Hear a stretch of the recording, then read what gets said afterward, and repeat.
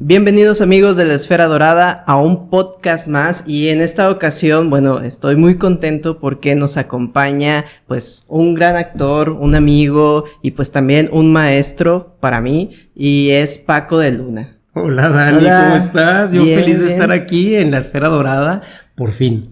Sí, por fin, porque ya teníamos tiempo de estar planeando este podcast y por fin se dio y pues ahora pues vamos a ver todo lo que nos tienes que contar porque bueno, la experiencia de Paco de Luna es amplia, muy amplia y además es muy enriquecedora todo lo que ha hecho en el mundo del teatro y bueno, también un poco fuera del teatro, ya nos estará ahorita contando un poco sobre toda esta situación que ha hecho dentro y fuera del teatro.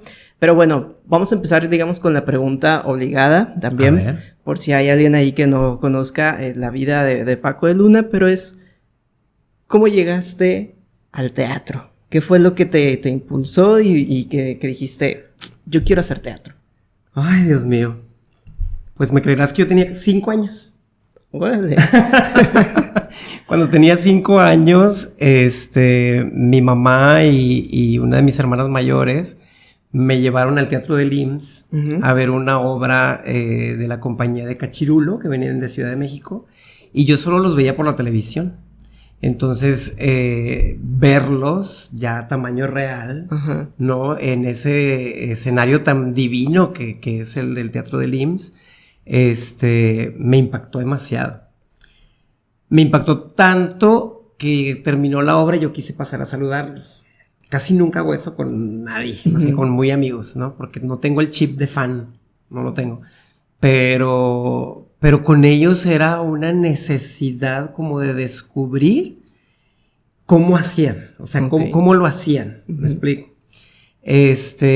A tal grado de que yo después llegué a mi casa, bueno, a la casa de mis papás, y repliqué la obra con mis primos, con mis vecinos, con mis hermanos, o sea, no, empecé a decir, a ver, tú este personaje, tú este otro, yo y a quién, y entonces en la terraza del jardín de la casa de mis papás, como está así como en un pequeño alto, el piso, puse unas sábanas en un tendedero, ese era el telón, y daba los avisos, y hacíamos el show, pues como se pudiera, ¿no? Entonces, de ahí para el Real, me preguntaban que yo qué quería ser de grande, y contestaba que artista. Antes decía que astronauta, que médico, que arquitecto, ¿no? Pero después de ahí, yo dije, yo quiero ser artista. O sea, no, estaba chiquito, entonces no dimensionaba específicamente que quería ser actor de teatro. Ajá, solo artista. Exacto, solamente decía artista, ¿no?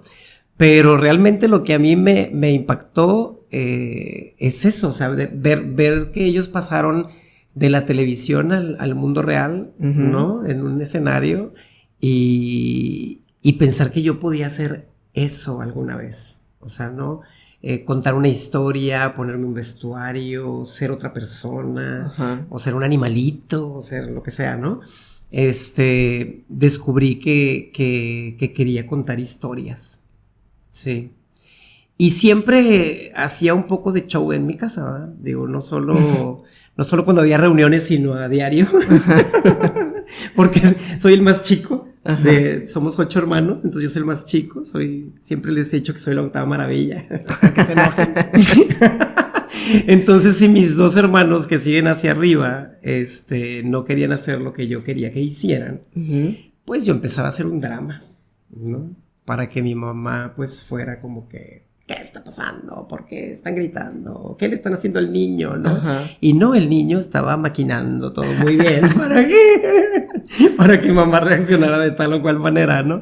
Entonces, siempre he estado como que desde entonces deseoso de estar sobre el escenario. Y después fui descubriendo que no solamente sobre el escenario, sino detrás, ¿no? O sea, todo lo que conlleva hacer teatro a mí me interesa demasiado. O sea, he sido taquillero, todavía barro el escenario, o sea, no pasa nada, me explico. Y luego, ¿en tu familia hubo alguna reacción o dijeron, sí, está bien? Ya ves que regularmente en la familia hay muchas familias que dicen artista, teatro y Y no. Y tuvo otra cosa. Sí, claro, sí, no, esa fue la reacción, básicamente. Digo, sobre todo porque en mi casa, pues, no se había nadie manifestado como que dedicarse a las artes, ¿no? O ser tan constante en cada etapa de la vida, de decir, quiero hacerlo, quiero hacerlo, quiero hacerlo. Y sí hubo una reacción un poco de susto. Ahora a la distancia yo lo veo como un susto, ¿no? O sea, como que mi hijito quiere ser artista y cómo se va a mantener en la vida y de qué va a comer, ¿no? Y le irá a ir bien, o sea, lo van a respetar, no lo van a respetar, o sea, va a ser alguien provechoso o no provechoso. Porque lógicamente lo que en todas las familias, sobre todo en nuestro país, se piensa es que el artista, y básicamente el artista de teatro, es un dado a la bohemia, ¿no? Que sí hay, ¿no? Pues que no. Sí, pero que no les gusta trabajar, más bien es como ensoñación, es como mucho proyecto mental, nada de realidad, nada de economía, ¿no? Que te abandonas a las drogas, al sexo y al rock and roll, pero pues no, realmente se trabaja demasiado, no hay tiempo para nada, ¿no? Porque es muy demandante. El teatro es una actividad demasiado celosa. Sí. Con nuestro tiempo, sobre todo, nos merma mucho tiempo de convivencia, con familia, con amigos, con pareja, con lo que sea. Porque estamos siempre defendiendo el poder contar una historia. Entonces sí, o sea, hubo reacciones diversas, lógicamente de no, ni lo pienses, no vas a hacer esto. Hace rato le comentaba a Jennifer, ¿no? Fuera de cámaras, de que mi papá me dijo eso. O sea, yo tenía ya todos los planes de estudio de la Universidad Veracruzana para estudiar licenciatura en teatro allá, cuando iba a salir yo de la prepa, y prácticamente me dijo eso, o sea, tú te vas a estudiar eso y yo no te doy ni un peso, ¿no? Entonces, pues yo venía de ser un niño que no le faltaba nada, gracias a Dios. Bueno, gracias al trabajo de mi papá, ¿no? Sí. Siempre me daba dinero. Entonces yo dije, bueno, si yo lo único que conozco es que mi papá me da dinero para yo, pues, moverme con mis amigos, porque realmente no tenía ninguna obligación en la casa, ¿no? Era el dinero para mí, ¿no? Si no me da, ¿qué voy a hacer? ¿No? Pero ahora a la distancia lo veo como ese miedo de que qué va a ser mi hijito en la vida si se dedica a esto, más que rechazo, porque ya una vez que fueron viendo el trabajo que iba desempeñando, pues fue donde ahora sí que doblaron las manitas y dijeron, ok, va, ¿no? Yo te voy a decir una cosa, tan allá fue el rechazo que mi papá me dijo, si te dedicas al teatro o si sigues con esa idea de hacer teatro, te quitas mi apellido. Wow. ¿No? Wow. Ajá, sí. De plano. Entonces yo soy Francisco Rodríguez de Luna, legalmente, pero artísticamente soy Francisco de Luna, no porque yo lo haya decidido, o sea, es una condición que me puso mi papá, ¿no? Entonces yo lo respeté, yo le dije, ok, yo me pongo Francisco de Luna, se acabó, ¿no? Creo que hasta se escucha mejor, no sé. Sí. O se queda más, ¿no? Es más como sonoro, no sé. Más artístico, ¿no? Y cuando él pudo ver, porque mi papá nunca fue al teatro a verme, mientras tuvo vida, por su trabajo, ¿no? O sea, no tenía como oportunidad de desvelarse y estas cosas.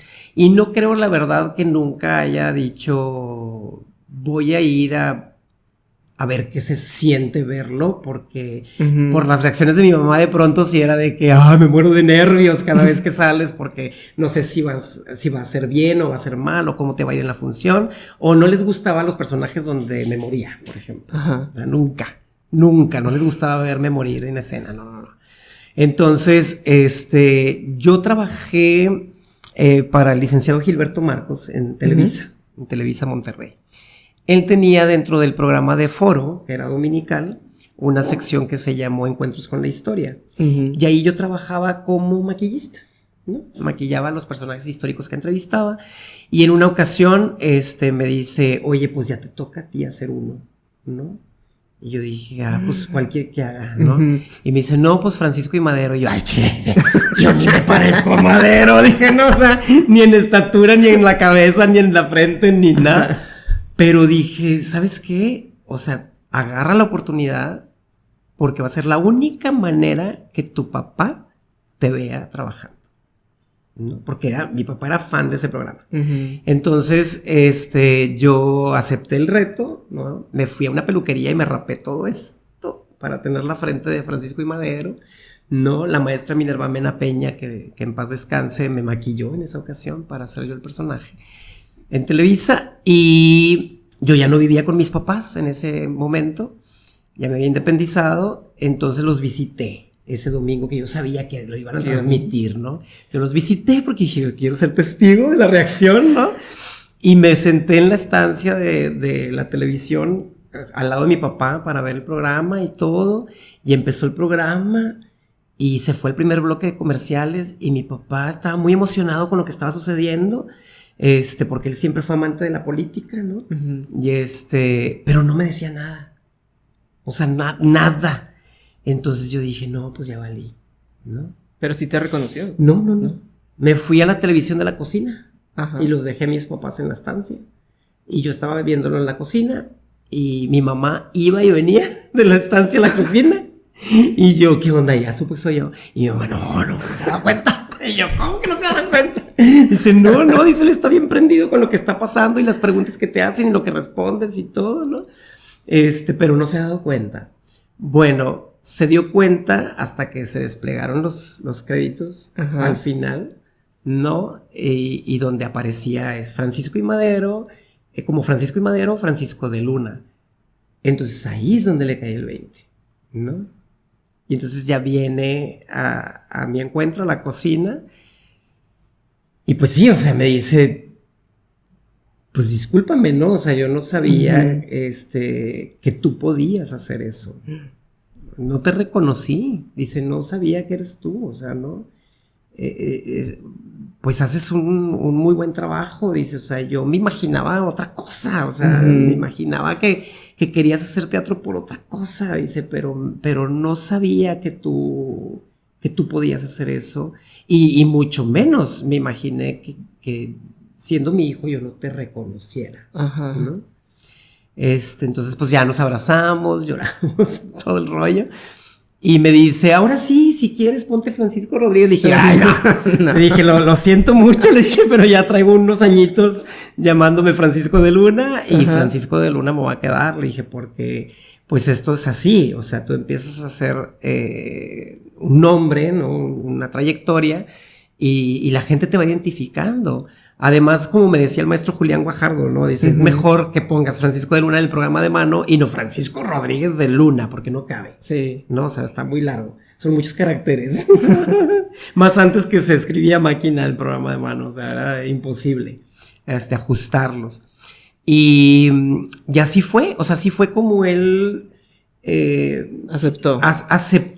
Vio mi interés por el teatro, por la actuación desde otra perspectiva, uh-huh. no desde la suya, o sea, ¿no?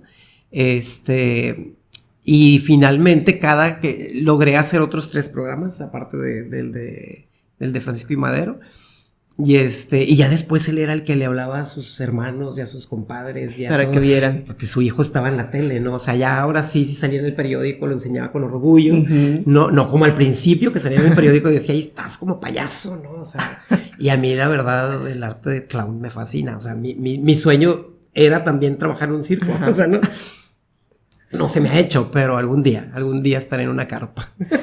Pues es que sí, muchas veces pasa en las familias, ¿no? Que justamente lo que dices, imaginan otro mundo. Digo, sí. No sé a qué se deba exactamente, sería un buen estudio, ¿no? De por qué se imaginan como un mundo bajo y decadente. y pues... No. Que te vas a morir de hambre. Bueno, sí, a veces hay periodos críticos donde el trabajo no existe, no aflora.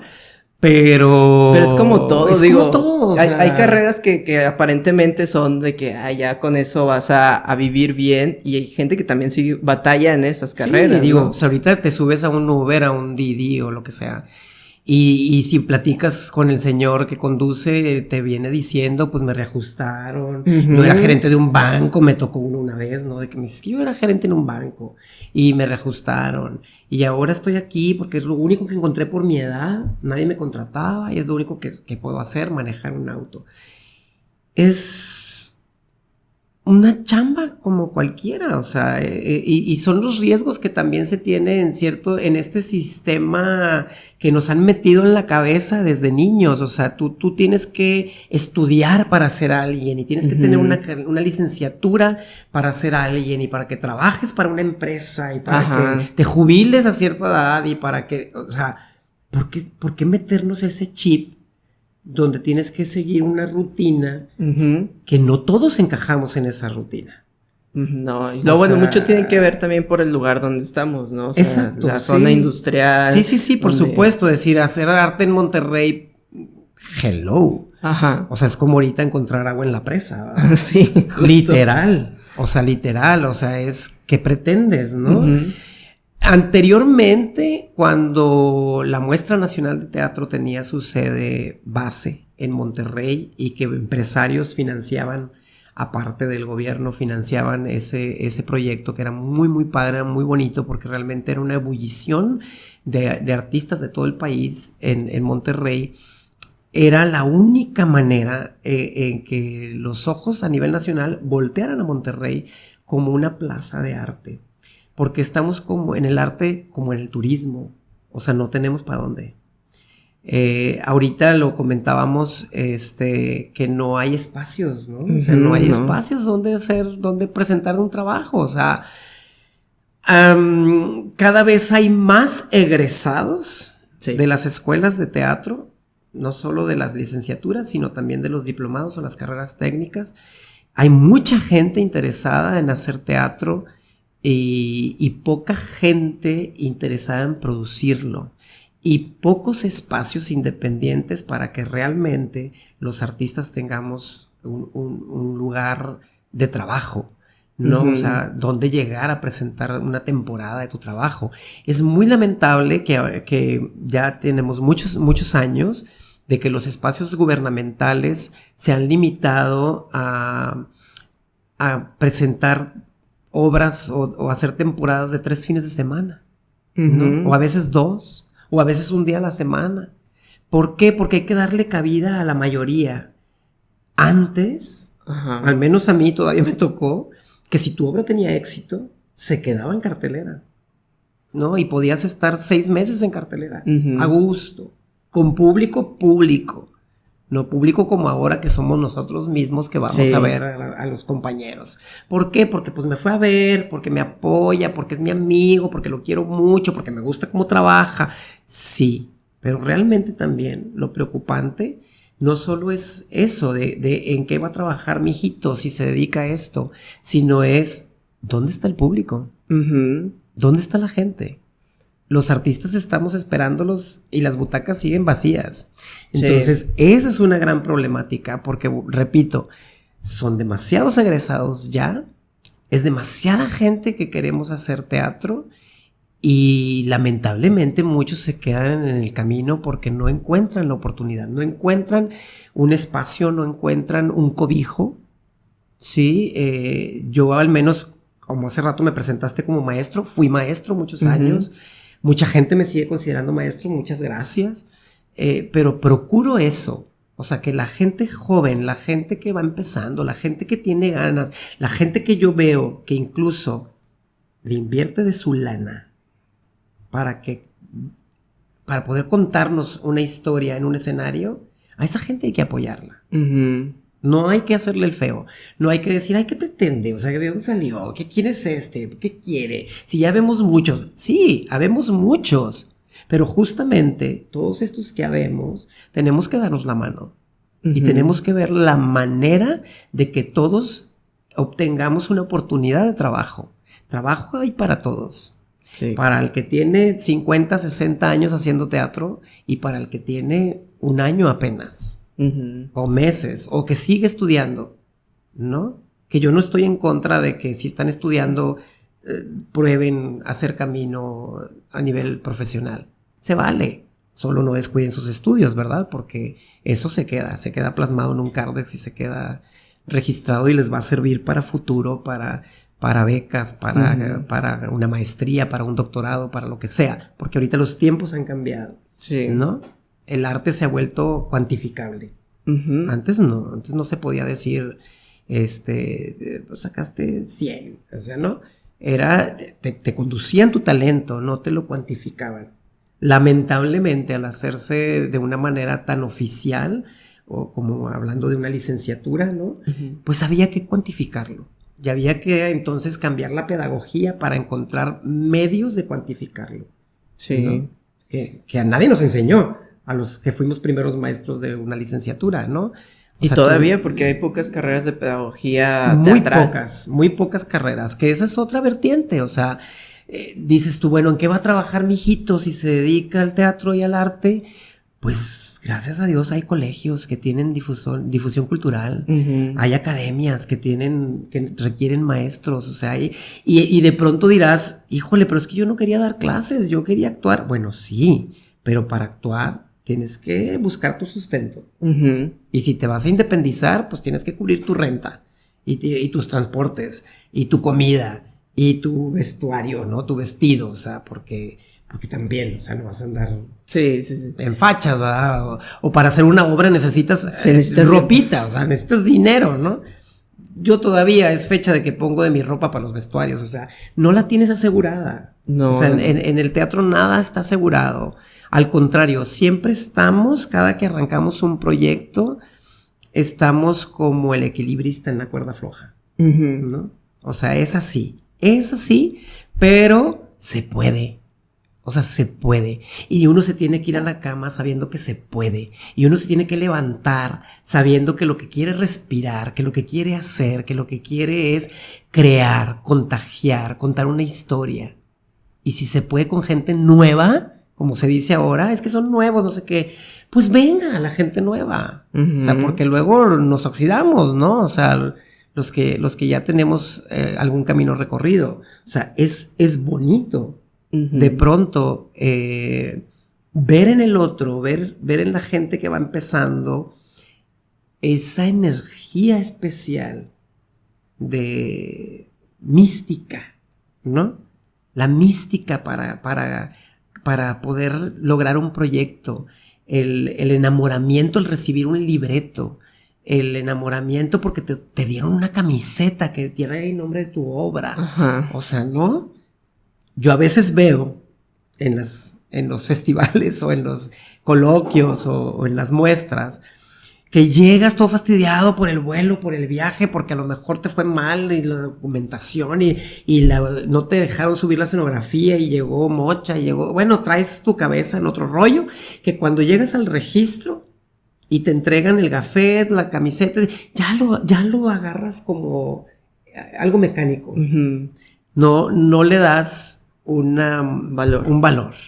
Sí, que no es el mismo valor que se le da a lo que se te entrega, ¿no? Y ahorita algo que comentabas sobre los egresados, que es cierto, o sea, hay muchas escuelas en el país en general, y aquí en Monterrey, ¿no? Y hay demasiados egresados, pero como dices, el campo sí es algo amplio, ¿no? Es decir, te puedes dedicar a dar clases, a algo de difusión cultural, incluso un poco también el área de teatro, o sea, no solo es actuar, también es dirigir, escribir, iluminación, maquillaje, vestuario, etcétera, muchas áreas que ya hemos dicho en nuestros podcasts pasados, que aquí haciendo un poco de publicidad, pueden escuchar en Spotify o en Apple Podcasts, Amazon Music.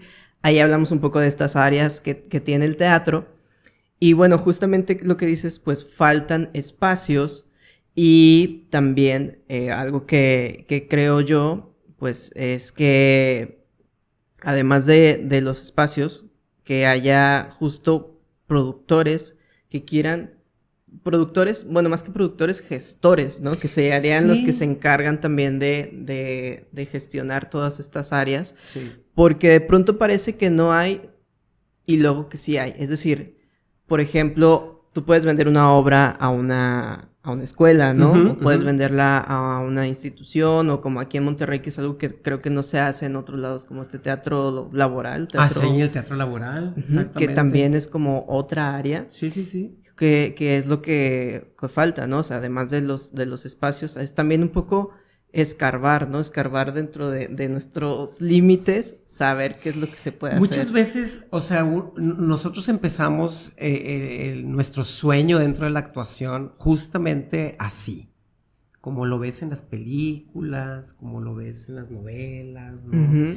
Incluso te puedes llegar a imaginar estar en la pantalla, o sea, tener, no sé, el reconocimiento, tener esto, tener lo otro, pero la realidad es que en el camino te vas dando cuenta que no es tan fácil, que no es tan fácil llegar, Uh-huh. que No es no es fácil. tan fácil que un productor voltee a verte, ¿sí? Que no es tan fácil, bueno, aquí lo mencionábamos también, ¿verdad? Aquí se estila más que el director de escena te invite o te busque. Ahora que se están haciendo más a manera de casting, Ajá. los repartos, ¿no? Justamente porque hay mucha gente, entonces hay mucha gente que no conocemos, entonces dices, bueno, ¿y qué tal que hago un casting y me llega la persona que traigo en la mente? Porque también es mucho de eso, ¿no? O sea, aquí cuando tú lees un texto dramático, pues te imaginas a tal o cual actriz o a tal o cual actor, pero resulta que está ocupado, o que no quiere, o que no le interesa trabajar contigo, o que no sé, se puso sus moños, ¿no? Entonces, ¿qué hay que hacer? Pues buscarlo.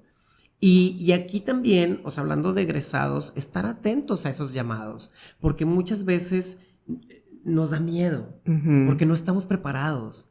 Tengamos los años que tengamos haciendo teatro, no estamos en Monterrey preparados para hacer un casting, No. ¿sabes? O sea, y es una herramienta de trabajo. O sea, es como ir a una entrevista de una empresa, ¿no? O sea, un administrador de empresas pues va y busca trabajo y llena una solicitud y sostiene una entrevista. Pero aquí, por ejemplo, ¿cómo? O sea, yo aquí me tengo como una duda, y no sé cómo tú lo veas, que, o sea, yo creo que está bien hacer un casting, pero, por ejemplo, ¿qué es lo que luego uno le ofrece si, por ejemplo, soy yo una compañía independiente y pues no tengo recurso para hacer, o sea, para decirle, bueno, o sea, estamos haciendo casting, pero te vamos a pagar o algo, o dice, pues no me van a pagar, ¿para qué voy a hacer Exactamente, casting, bueno, ¿no? ahí estás hablando justamente ya del papel del productor. Uh-huh. O sea, la diferenciación entre un gestor, un promotor, un productor, el director. O sea, tienen sus tareas muy específicas. Y aquí más bien sería, bueno, estar atentos a convocatorias, si quieres tener un apoyo gubernamental, que luego son tan polémicos y tan peleados, ¿no? Uh-huh. O encontrar un inversionista, ¿no? Un patronato, un empresario, y ¿por qué no? Hay algunos aventurados que dicen, bueno, yo tengo por ahí un dinerito, lo voy a proyectar, lo voy a invertir en este proyecto de teatro y con mayor razón cuidar que ese proyecto sea autosustentable. Uh-huh. Porque si no vamos hacia una gran bola de nieve. O sea, no puedes tú convocar a un casting, sin tener una fecha y un espacio donde estrenar. Uh-huh. Porque no puedes jugar con el tiempo de los actores.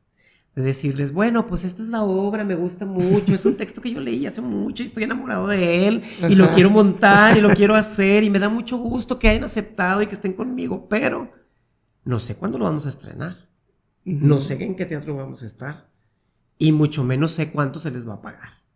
Entonces ahí sí es la diferencia entre hacer algo amateur y algo más enfocado a la profesionalización del teatro, ¿no? Cuando estamos enfocados a hacer una actividad profesional, tenemos que tener muy claro eso antes de convocar un casting. Porque si no es tiempo perdido para todos. Sí. O sea, es nada más pues crear ilusión en los actores que están deseosos de encontrar el personaje de su vida, ¿no? O de estar con tal o cual actor, si de pronto promueves en tu casting que va a estar una figura o que va a estar alguien importante a nivel nacional o a nivel local, pues la gente quiere eso, y más si apenas está teniendo sus primeros años en el camino, ¿no? Entonces yo creo que tenemos que ser honestos. Hay mucha gente deshonesta también, Sí. como en todas las actividades, ¿no? Pero hay mucha gente que juega con las emociones de los artistas, que juega con este entusiasmo, que juega con estas ganas o que juega también con el presupuesto. Entonces no se vale. Hay que estar justamente atentos de que si nosotros queremos que se nos respete en esta actividad, que se nos dé realmente un lugar como profesionales, nuestro comportamiento, nuestra ética, nuestra entrega y todo lo que nosotros logremos comunicar con el equipo que apenas estás formando, tiene que ser transparente, tiene que ser muy sincero para poder crear confianza. Porque sin confianza es como en toda relación, ¿no? Una relación de familia, una relación de noviazgo, una relación de amigos, una relación de trabajo. Si no hay confianza, no sucede nada. Y si hay abuso de confianza, se acaba todo. Sí, totalmente de acuerdo. Y luego ahorita que estábamos mencionando lo de, bueno, que estamos hablando un poquito más de la cuestión de la académica y de los egresados y las oportunidades. Cuéntanos un poco cómo fue tu formación, con quién te formaste, porque pues sabemos que las licenciaturas, las escuelas de teatro aquí son relativamente nuevas. Así es. Y justo ahorita lo que mencionabas, que tú querías ir a la Veracruzana, ¿no? Ajá. Que es la que tiene más años en México, sí. dando la licenciatura en teatro. Aquí, ¿cómo fue tu formación? ¿Fuiste a un taller? Sí, o sea, mi formación, bueno, desde niño, como te dije, que me llamó mucho la atención el teatro, yo buscaba estar en todas las actividades desde el kinder, ¿no?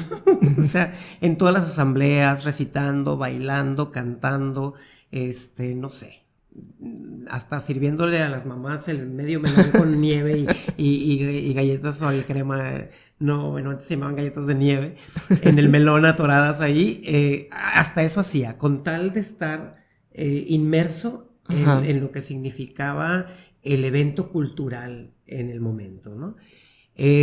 Básicamente en toda la primaria tuve a maestros que me coacharon en la declamación, en la poesía, ganaba todos los concursos, y bailaba folclore en la primaria y en el kinder, ¿no? Y eso era lo que yo hacía, porque no había teatro, no había un club de teatro.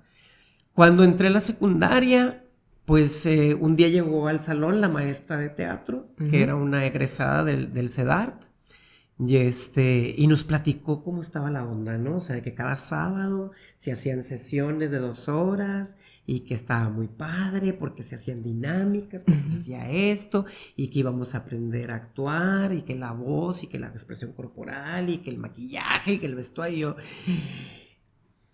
Levanté la mano. ¿Verdad? Entonces yo dije, yo quiero estar ahí, yo quiero estar en ese club. Yo ya me había registrado en folclore porque era lo que venía haciendo, ¿no? Bailar folclore. Pero dije, bueno, voy a intentar el teatro.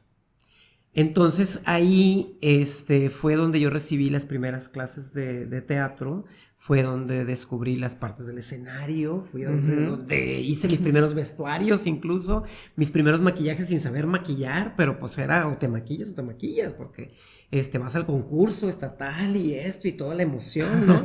Entonces los sábados para mí eran muy, muy padre.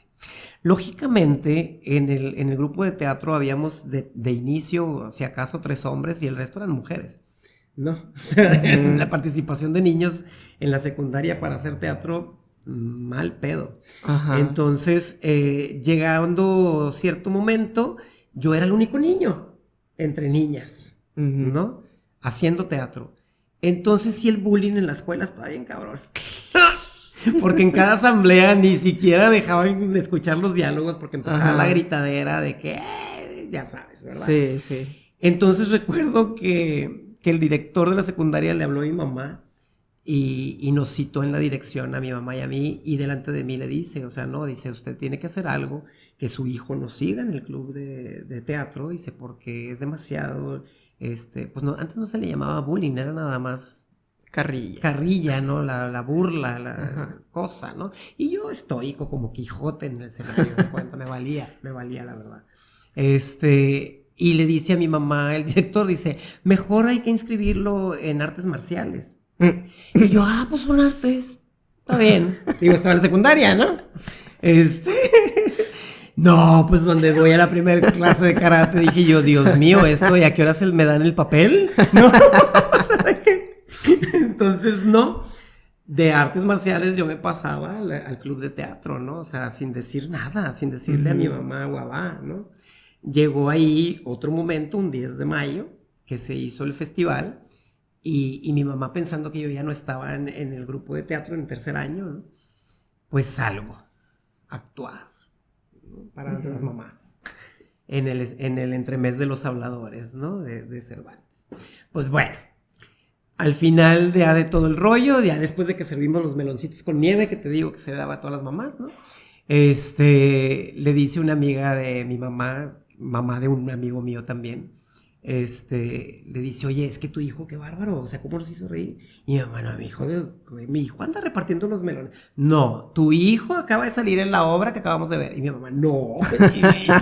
Y su amiga, ¿cómo no? ¿Cómo no vas a reconocer a tu hijo? Y era eso, o sea, tenía como esa, me ponía esa coraza, o sea, ante esa, como digamos, bullying que sufría, yo me ponía un caparazón, me ponía el personaje encima, no escuchaban, ahora sí como el changuito de los emoticones, ¿verdad? No oigo, no veo, sí hablo porque estaba sobre el escenario, pero era, esto no va a quitarme de lo que yo quiero, y para mí esa fue una preparación primigenia, ¿no? O sea, estar en el club de la secundaria, como a muchos. Yo platico con varios compañeros y muchos estuvieron en el club de teatro de la secundaria y de ahí empezó su picazón por seguir haciendo teatro, ¿no? Después de ahí yo no pude inscribirme en la preparatoria del CEDAR porque no me dejaron. Entonces tuve que ir a la preparatoria oficial que me tocaba antes de que mi papá moviera sus artilugios y me inscribiera en el TEC o en la UDEM o cosas así. Yo dije, pues si yo no me voy a dedicar a nada de lo que él quiera, porque él quería que fuera abogado, dije, yo me voy a inscribir en la uni, que es más barata. Porque para que no me canten el día de mañana que se gastaron mucho dinero en mi educación y que yo decidí hacer teatro. Yo ya traía el chip bien puesto, ¿no? Y en la prepa no había nada más que deportes. Entonces, pues no, yo no me veía haciendo fútbol americano, ni básquetbol, ni béisbol, ni nada de eso. Entonces me volví como, yo creo que yo fui el primer emo. ¿No?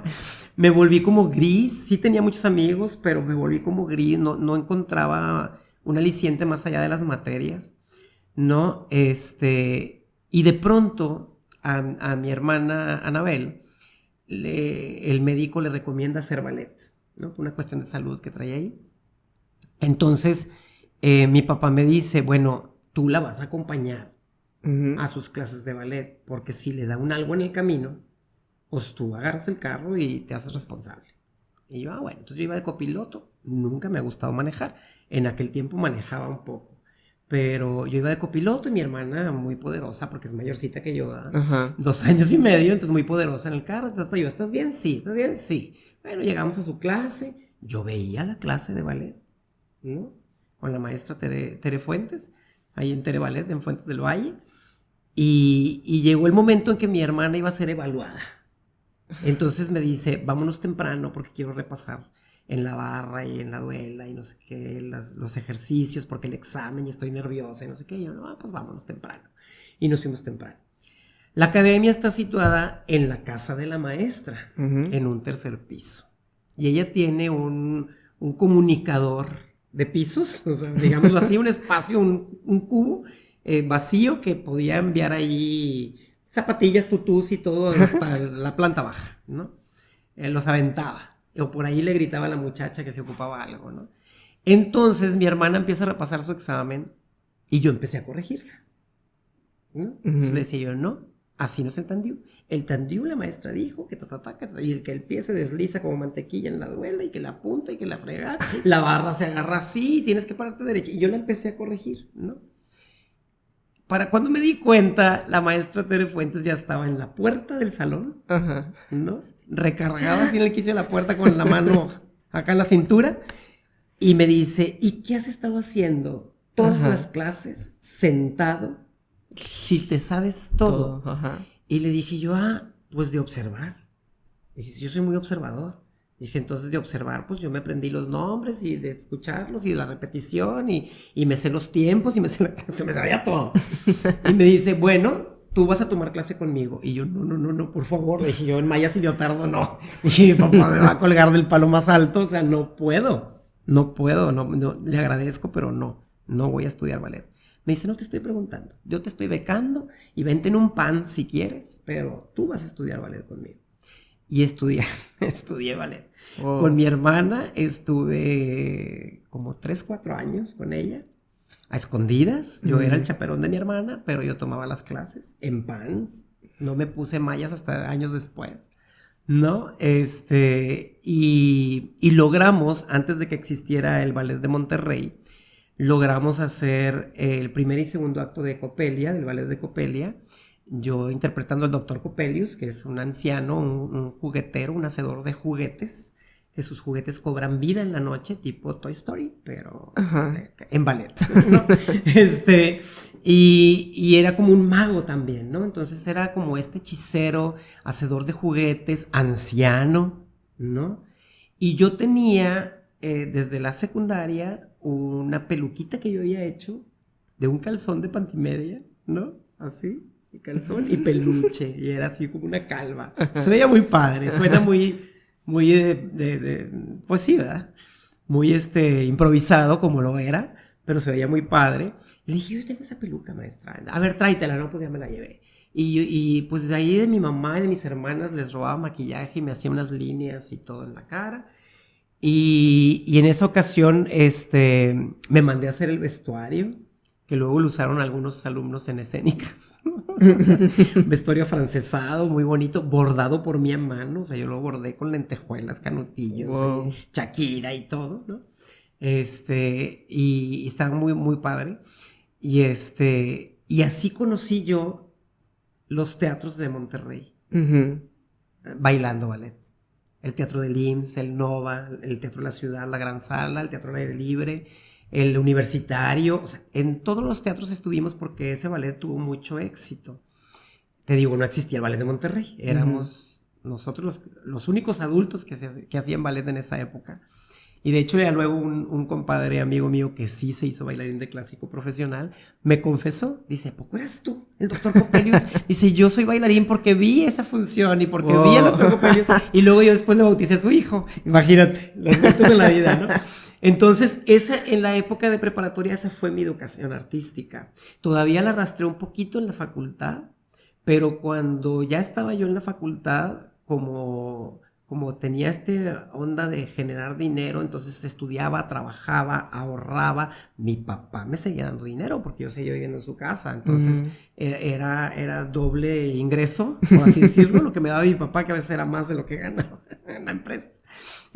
Pero iba haciendo un colchoncito con la idea de dedicarme al teatro, de estudiar teatro. En la facultad había clases de teatro, estaba el maestro Clemente Monardes, y intenté, o sea, estar en el grupo, pero no se me compaginó, o sea, por cuestión de trabajo.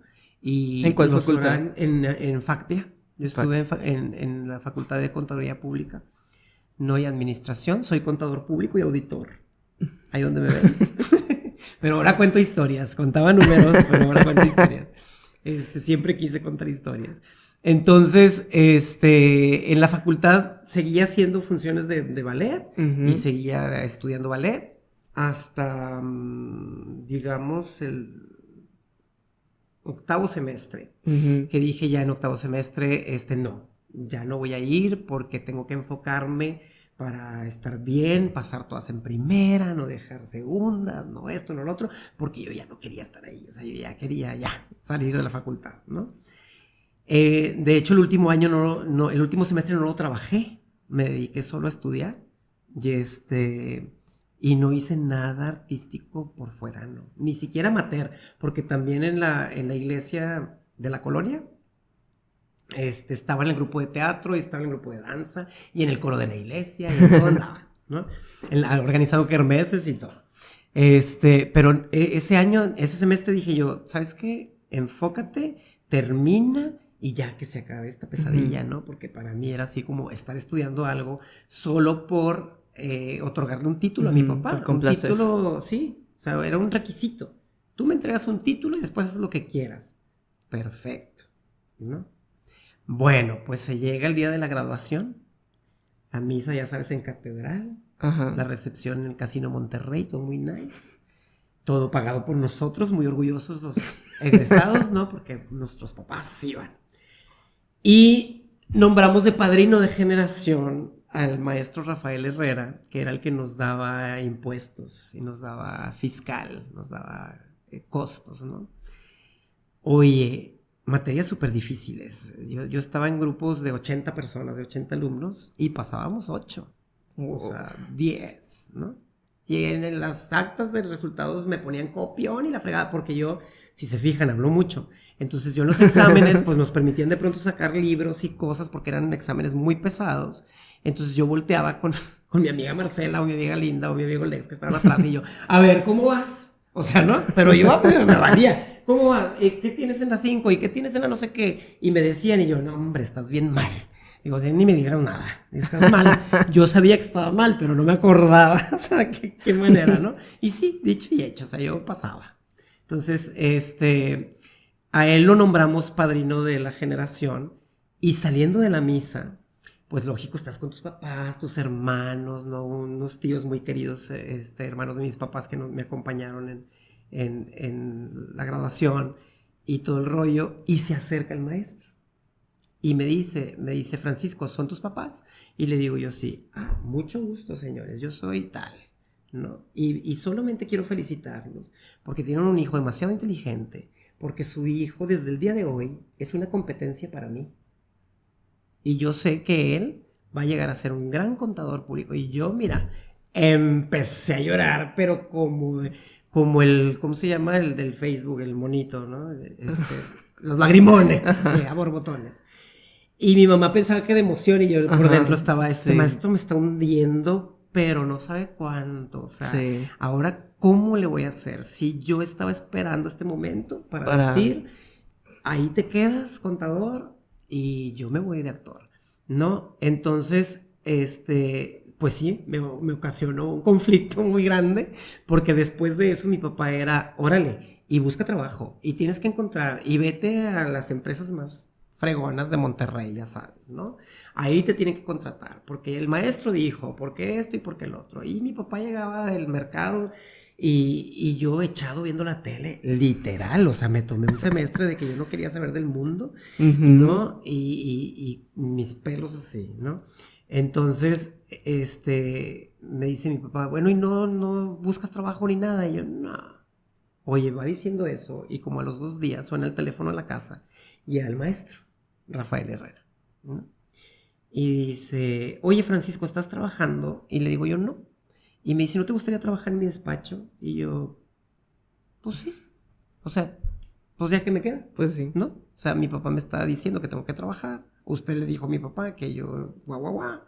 Entonces, pues ya mi sueño, bye. Tengo que ser, ahora ya me recibí, ahora tengo que ser contador, ¿no? Entonces llego a su despacho. Pregúntame dónde está ubicado el despacho. ¿Dónde está? Atrás del Teatro de la Ciudad. ¡Órale!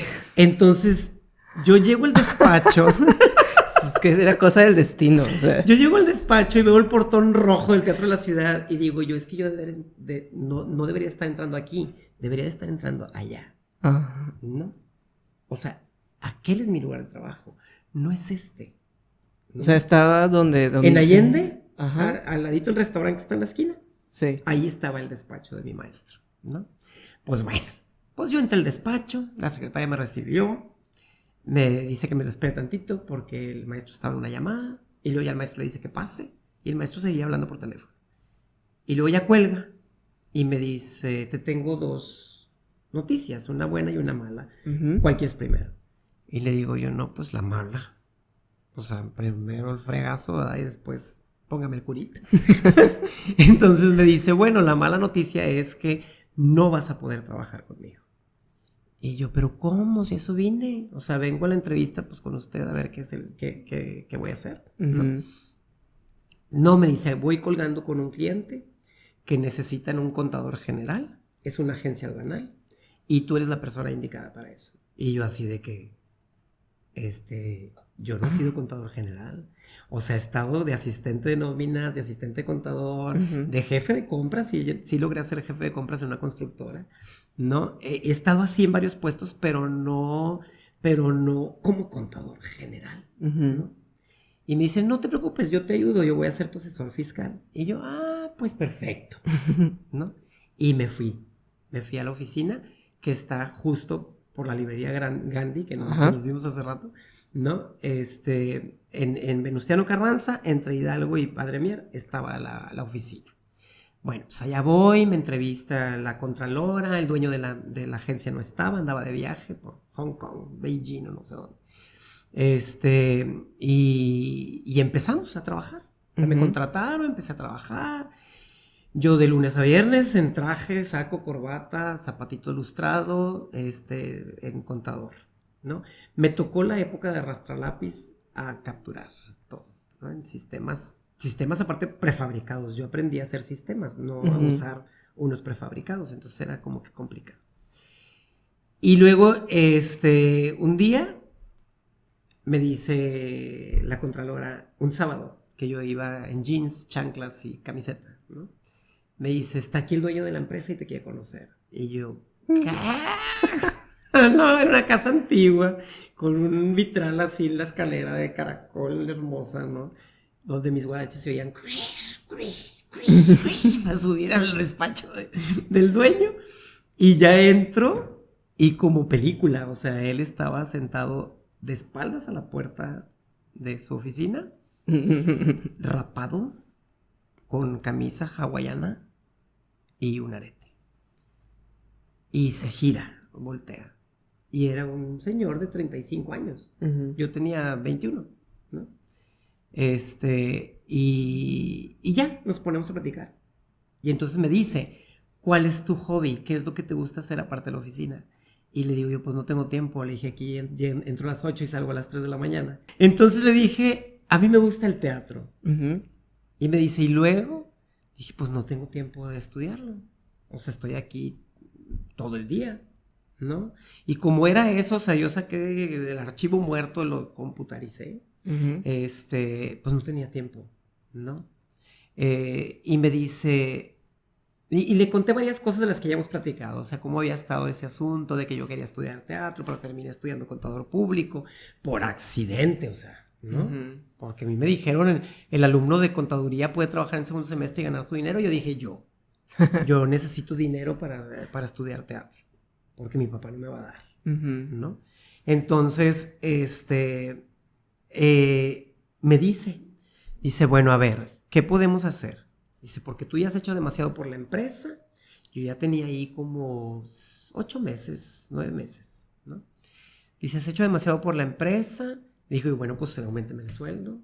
Y me lo aumentó. O sea, me aumentó el sueldo, súper padrísimo, ¿no? Y me dice, bueno, ¿por qué no investigas las escuelas de teatro? Investiga las que están aquí en Monterrey. Checa horarios, checa esto, checa aquello. Dice, yo quiero que tú te despejes y vayas y hagas lo que te gusta. O sea, ¿no? Entonces, investígame las escuelas de teatro. Dice, yo te voy a dar la oportunidad de que vayas.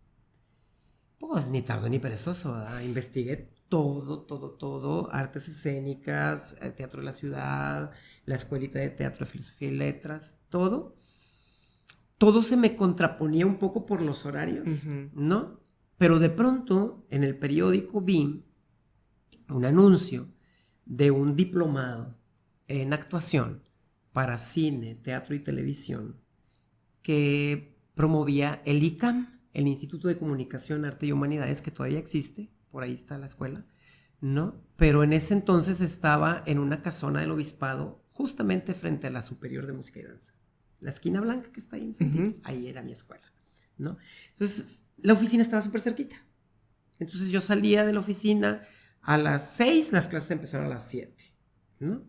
Y ya, de 7 a 10, más o menos, eran las clases. Ahí tuve maestros como Gustavo Somoano, Adolfo Torres, el maestro Sánchez Garay, que era el director de la escuela, que ya falleció también, como Popo Torres también ya falleció. Y era un diplomado que se creó para justamente buscar talento artístico en el interior de la República para los programas de Televisa, que era La Hora Marcada, donde Guillermo del Toro hacía los maquillajes, ¿no? Y Tony Tijuana, donde estaba este señor Armendáriz Jr. Y yo era fan de La Hora Marcada. O sea, a mí los maquillajes de La Hora Marcada, yo decía, wow, ¿no? El género de terror no me encanta mucho porque tengo una cierta conexión con cosas, ¿no? Que sí. Entonces, si me pongo muy así y suceden cosas, mejor no. Y haz de cuenta que a mí me motivaba eso. Ajá. Después nos dijeron, su padrino de generación va a ser Juan Ferrara, ¿no? Pues bruto, o sea, vino Juan Ferrara a conocernos, lo conocí, lo vi trabajar en una obra en el Teatro del IMSS, todo el rollo, conviví con él en Ciudad de México también. Fue una época donde parecía que se iba a abrir un camino, pero de pronto cerraron el diplomado. Entonces no concluimos y yo me quedé así como, ahora sí como novio de rancho, vestido y alborotado, y sin agua. Entonces dije yo, pues tengo que hacer otra cosa. Entonces fui a la escuelita de teatro, el semestre ya había empezado y luego escénicas estaba borrada porque era solamente en las mañanas, era un diplomado, todavía no había licenciatura, como bien dijiste, ¿no? Entonces ni hablar, la distancia era mucha. Y después descubrí otro diplomado en las instalaciones del Teatro de la Ciudad, ¿no? Anteriormente no era CONARTE, ni era Secretaría de Cultura, se llamaba Instituto de Cultura de Nuevo León. Y el Instituto de Cultura de Nuevo León tenía una escuela de arte fundada justamente por el maestro Luis Martín, que era el director del Teatro de la Ciudad en ese entonces, donde el director del plan de estudios era el maestro Enrique Fernández y la planta de maestros estaba... No inventes, maravilloso. Me imagino, sí. El maestro Rubén González Garza, la maestra Delia Garda, la maestra Irma Morantes, el maestro Oscar Cantú Arreola, el maestro Gerardo Dávila, la maestra Mirna Coraleos, o sea, toda la gran plana de teatristas de la época dorada y de los pilares del teatro en Monterrey estaban ahí. Y yo dije, creo que aquí. Sí. Porque aparte yo te voy a decir una cosa, mi mamá era fan del teatro. Entonces yo de niño veía en las mesitas del recibidor programas de teatro, no sabía qué eran, pero yo los veía y leía esos nombres. Entonces yo desde muy chiquito leía el nombre de Luis Martín, del maestro Julián Guajardo, en los programas de mano. Nunca me imaginé que yo luego los iba a tener de maestros, ¿no? Y trabajar con ellos menos, ¿no? Entonces, por horarios y todo, pues volví a hablar yo con el dueño, le dije yo, mira, es que allá las clases empiezan a las 6 y pues no es igual que esta otra escuela, o sea, tengo que irme más temprano. Dice, no te preocupes, dice, tú con que llegues aquí a las 11 de la mañana, firmes los cheques que se van al banco y te vayas a las 5 de la tarde, está bien.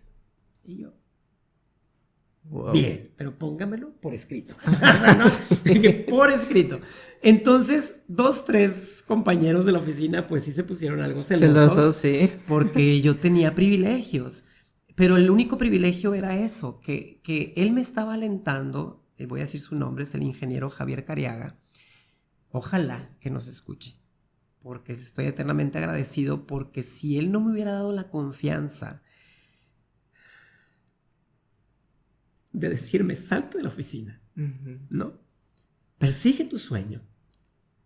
Yo no sería Francisco de Luna, la verdad. Entonces, pues me salí. Todavía me salí a las 5 porque me iba 1 hora al gimnasio antes de entrar a clases, ¿no? Y llegaban las clases y lógicamente era un diplomado, entonces habíamos alumnos de todas las edades, desde nivel secundaria hasta analfabetos. Lo voy a reconocer. O sea, había personas que les gustaba el teatro, pero no sabían leer, no sabían escribir, solo les gustaba el teatro. Y había personas que ya teníamos una carrera terminada, ¿no? Entonces el nivel cultural también estaba un poco disparejo, ¿no? El nivel de intelectual también, pero se lograban cosas muy lindas porque sí había alumnos de todas las edades. Entonces los personajes mayores sí los hacía gente mayor, los personajes de adolescentes sí los hacían los adolescentes, y eso estaba muy padre. Sin embargo, a mí también me tocó caracterizar desde muy joven. O sea, siempre los personajes ancianos me han perseguido y los históricos también, y yo creo que inconscientemente me volví el cabello blanco para ya no batallar. Ajá. O sea, de que yo ya, o sea, estoy harto de peluca, estoy harto de pintarme canas, ya, ahí van mis canas, ¿no? La verdad es que la edad me alcanzó, pero estaba muy padre en ese sentido, pero también los maestros se daban cuenta de quienes teníamos un cierto nivel de preparación intelectual, e incluso para conducirnos entre los compañeros y todo, que con Rosalba Guía, que fue mi compañera de generación, que es mi amiguísima de toda la vida, ¿no? Nos ven juntos por todos lados. Y yo nos íbamos temprano a la escuela para platicar con los maestros. Entonces nos echábamos un chocolatito antes si era invierno, un juguito antes si hacía calor, o una sodita, o comíamos, porque yo siempre tengo hambre, siempre estoy comiendo, ¿no? No porque ahora sea vegano, sino desde antes. Siempre estoy, ¿qué voy a comer? Y quiero comer. Soy un gordo de closet, es la verdad. Un gordo, un cuerpo flaco. Pero, nos íbamos con los maestros y había un restaurancito, no sé si ubicas ahora ahí como una óptica, en las espaldas del Teatro de la Ciudad. Sí. Ahí había un restaurante que se llamaba Santa Cecilia. Entonces era la antesala de las clases. Llegabas al restaurancito, los dueños te atendían súper bien, en un matrimonio de señores ya muy grandes, ¿no? El mesero que se llamaba Pedrito te atendía súper bien, te hacía lo que quisieras, ¿no? Y ahí incluso terminaba yo de hacer tareas, o sea, antes de entrar a clases, ¿no? Entonces fueron 2 años de diplomado, fueron 2 diplomados porque ahí eran tetramestres, por eso pude entrar ahí, porque estaba por iniciar el tetramestre. Entonces dije, bueno, aquí me quedo, ¿no? Y me enamoré, o sea, me enamoré justamente lo que decía ahorita de la mística, de las instalaciones, porque mis salones eran los salones del Teatro de la Ciudad.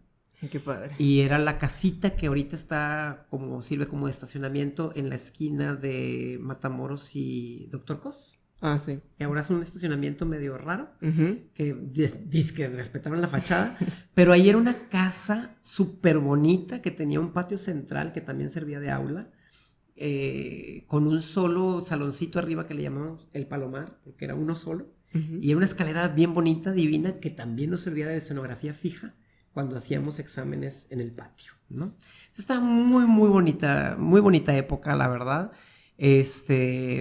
Ahí yo me fui enamorando más, fui conociendo realmente más de lo que se trataba hacer teatro, no solo mi idea romántica o mi idea de niño de yo quiero hacer eso y quiero contar una historia, sino fui descubriendo esto, fui descubriendo que era hábil para realizar vestuarios, que era hábil para maquillar. Yo no sabía que yo podía maquillar, sino cuando yo tuve las primeras clases con la maestra Delia Garda de maquillaje, ella me dice, oye, pues maquillas muy bien. Y yo, sí. Y me dice, sí. Y dije, de ser porque como era niño solitario, dibujaba mucho, ¿no? Y haz de cuenta que de una foto tamaño infantil yo hacía una foto grande, a lápiz, ¿no? Entonces, pero empíricamente, o sea, nunca tomé clases de dibujo ni nada. Y ahí me di cuenta que podía hacer esas otras cosas, ¿no? Entonces fue un diplomado de iniciación al teatro y fue un diplomado de capacitación teatral. Y fue también una jornada de eventos culturales y de funciones y de cosas, porque el maestro Luis, como lo mencionábamos hace rato fuera de cámaras, es incansable. Sí. Entonces, en esa época que él tuvo a su cargo la dirección del Teatro de la Ciudad, trajo una versión del Festival Cervantino a Monterrey. Entonces se traía espectáculos internacionales. Y nosotros, por ser alumnos de la escuela, entrábamos gratis. Qué padre. Entonces yo vi montajes internacionales en mis primeras clases de teatro. Veía yo montajes de Yugoslavia, de Inglaterra, de Alemania, de Francia, ¡wow! ¿Y por esa época ya se hacía la muestra? ¿O todavía Sí, no? la muestra ya También. estaba. La muestra ya estaba todavía en Monterrey. Sí. O sea, aparte Te estoy hablando de los 90. Yo entré al diplomado en el 91. Y la muestra ya estaba aquí desde los 80s. Entonces, o sea, aparte de esa parte que dices de las obras internacionales, aparte estaban Lo lo nacional. nacional, ¿no? Sí, O sea, lo nacional. pues era muy enriquecedor todo ese diplomado. Demasiado, demasiado. Y no éramos tanta gente los que queríamos hacerlo, ¿no? Entonces era muy fácil que después de una función, pues tú pasaras, platicaras, ¿no? Con los actores, con el director. Había las tertulias estas, los desveladeros, ¿no? Para justamente hablar de teatro. O sea, esto que mencionábamos en la primera etapa del podcast de la bohemia, no era solamente por ir a tomar una copa o tocar la guitarra o fumar, lo que sea, sino era por seguir hablando del montaje, por seguir conociendo lo que se hace en otros lados. Experiencias, por hacer contactos. Antes no había internet, entonces la única manera era face to face. Face to face, ¿no? Y decir, me encantó tu trabajo. ¿Y cómo le hago? ¿Cuándo te vuelvo a ver? ¿No? Sí. Entonces te cargabas tu libretita y tu pluma, anótame tu teléfono, tu dirección, cuando pueda voy y te visito. Y así se hacían las cosas, ¿no? Entonces de esa manera es que fuimos abriendo los ojos, ¿no? A otro tipo de lenguajes escénicos. Por eso de pronto las formas son tan diversas, o sea, porque esta escuela a mí me aportó demasiadas corrientes, demasiada cosa y demasiada vivencia de los maestros. O sea, los maestros te entregaban la vida para que tú aprendieras, ¿sabes? Entonces eso fue maravilloso. Amén de que luego ya la maestra Delia dice, ya no puedo, ya no quiero dar clases, ya no puedo continuar. Y pues estaba desértico quien diera la clase de maquillaje, ¿no? Y ella fue la que me inició como maestro. Ahí fueron tus primeros. En la escuela donde yo estudié el diplomado me convertí en maestro. Wow. De maquillaje. O sea, mi primera materia que yo di fue maquillaje, ¿no? Y entonces yo tenía 22 años y ya era maestro de maquillaje, ¿no? Tenía alumnos más grandes que yo, porque te digo que las edades eran variadas. Tenía alumnos más grandes que yo, tenía alumnos muy, muy chiquitos. Así como a ti que tenías 14, tenías 15, no me acuerdo. ¿No? Tenía 17. 17 sí. Cuando te di clases. Así tuve a Yerica Zambrano a los 14, por ejemplo, con más gente más adulta, ¿no? Que luego Yerica me la fui topando en la vida. En la facultad también le di clases y luego como compañeros en un colegio hacíamos la dirección de las clases de teatro y los musicales. Entonces eso fue muy enriquecedor para mí. Eso fue un reto también para mí porque yo no tenía idea. Yo de niño jugaba a dar clases y que era el maestro y que les daba reglazos y que les... ¿no? O sea, que era un maestro estricto y tuve que volverme un maestro estricto porque era muy joven. Entonces dije yo, si no soy estricto, no me van a respetar. Sí. ¿No? Entonces, me volví maestro estricto y funcionó, o sea, funcionó ese personaje que me puse, porque luego, por ejemplo, Lluvia Valles en una ocasión, ya que compartíamos escena, no me dice, híjole, es que como maestro es bien perro, dice, ya acá, a toda madre, no sé qué. Y dije yo, bueno, pues es que tenía que hacerme un personaje. Claro, para que me respetaran. Le dije, tipos de facetas. Si no se me trepaban, le dije, no, pues, o sea, no puede ser posible, ¿no? O sea, cuando ven a un maestro joven, pues dicen, lo manejo y lo hago a mi antojo, ¿no? Entonces, manejamos esa faceta muchos años. Pero esa fue básicamente mi preparación y muchos cursos. Tomé muchos cursos, aprovechaba cuando venían compañías del extranjero, por ejemplo la compañía de Philippe Gentil que ofreció curso también de su técnica, yo tomé el curso con ellos, con ellos de Francia, con el maestro Eugenio Barba, tomé clases también, con Claudia Mader de Alemania, con el maestro Sánchez Sinisterra también, con mucha gente, o sea, donde yo podía tomaba cursos.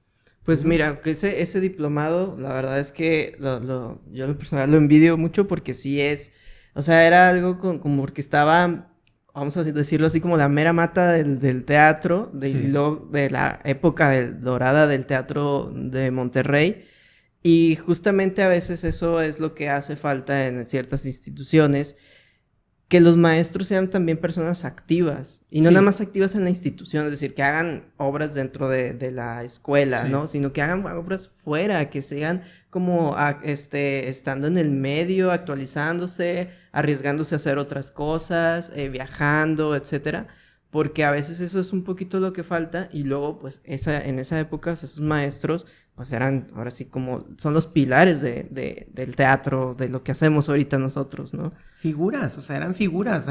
Para ellos fueron primeras planas, premios, reconocimientos, no solo a nivel local, sino nacional. Ujú. Entonces, realmente tenemos los pilares del Teatro de Monterrey son bien sólidos y yo me siento bien orgulloso, o sea, de seguir trabajando con el maestro Luis Martín porque le aprendo cada día y cada vez que yo me siento agotado, que me siento cansado, que quiero tirar la toalla, pienso en él.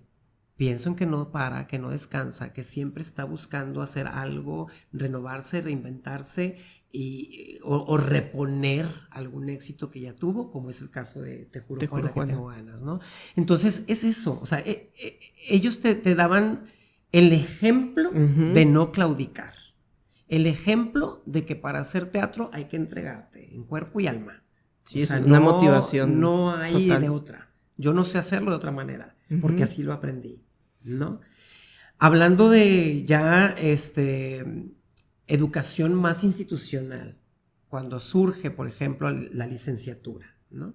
O cuando surge el profesional medio en el CEDART, que ya piden un servicio social, que ya haces tu carta de pasante, que ya tienes que tramitar una titulación, que tu Cardex pues vale porque te puede servir para cualquier otra universidad en el Ujú. extranjero, para una maestría, un doctorado, etcétera. La cosa se puso difícil porque mira, yo estuve en artes escénicas en una primera etapa Ujú. de la facultad. Entré en el año 2000 a la escuela y la escuela se abrió en la facultad se abrió en el 97. Se abrió en el 97. Entonces, no había maestros titulados. Ujú. Y los que teníamos título era de otra profesión, no era de teatro. O sea, a mí me salvó mi título de contador público para yo poder trabajar dentro de la universidad en artes escénicas. Y trabajé bajo contrato, 7 años. Nunca me otorgaron la planta, ¿no? Pero, pero lo hice siempre con mucho amor, con mucho entusiasmo. De hecho, yo les decía a los chavos cuando los veía que no querían entrar a clases y así, digo, chavos, por favor, o sea, yo pago por venir a dar clases. O sea, yo estoy pagando. Me sale más caro venir a dar la clase que lo Ujú. que me pagan por hora, pero lo hago porque justamente a mí me enseñaron maestros así. Ujú. ¿Sabes? O sea, que tenías que entregarlo. No era el recurso económico, es el recurso que tú traes dentro, lo que tú puedes dar, lo que puedes aportar, lo que puede ser provechoso para el alumno, ¿no? Entonces, cambian de director. Sale el maestro Rogelio Villarreal y entra el maestro José Luis López, ¿no? Y José Luis me invita a sumarme a su administración como secretario académico. Entonces, lo que yo vivía en las sesiones como secretario académico, junto con los otros secretarios académicos de otras facultades, pues era terrible. Ujú. Porque a mí me ponían en el mismo nivel que el secretario académico de la Facultad de Medicina. Mm. Cuando la Facultad de Medicina, un solo grupo, tenía toda mi población estudiantil. Entonces yo decía, a ver, no podemos, no podemos hacer equipo, no podemos pensar igual, no puedes aplicar lo mismo que aplicas para medicina, aplicárselo a artes escénicas, Ujú. porque artes No. escénicas es de características especiales. Así les decía yo siempre. O sea, haz de cuenta que tú tienes hijos y está uno que tiene características especiales. Esas artes escénicas. Porque toda la población no sumaban 40 cuando yo estaba. Ujú. No, no sumaban 40. Entonces, lo mismo pasaba con los maestros. Estaba planta de maestros también pilar en el teatro, como el maestro Virgilio Leos, el maestro Rubén González Garza, el mismo maestro Luis Martín daba clases aleatorias, ¿no? El maestro Raúl Morantes, gente muy preparada, con mucha trayectoria, pero sin un título de teatro, o de actuación, o de dirección, no había. Entonces, llega el momento en que había que formar el cuerpo académico.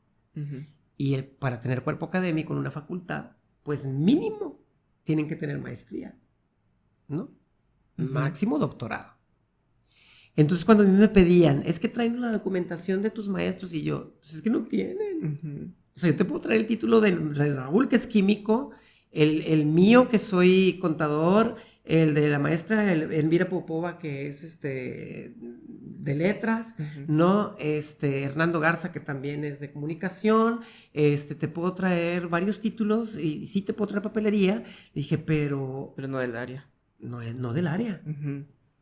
Lo que yo te puedo traer es un extracto curricular, una comprobación de fotocopias, porque estoy hablando todavía de internet, ¿no? De fotocopias de programas de mano, recortes de periódico, donde conste la trayectoria de cada maestro.